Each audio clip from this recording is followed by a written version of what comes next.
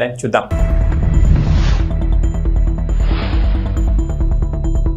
ఆంధ్రప్రదేశ్లో మహిళలకు తీపి కబురు. ఏడాదికి 3 గ్యాస్ సిలిండర్లు ఉచితం.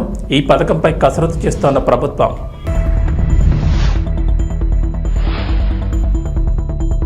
సైబరాబాద్ తరహాలో మరో నగరం.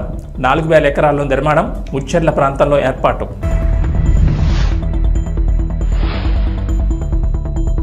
గ్రేటర్ హైదరాబాద్ పరిధి పెంపు. 7 మున్సిపాలిటీలు విలీనం. రేపు అసెంబ్లీలో చర్చ.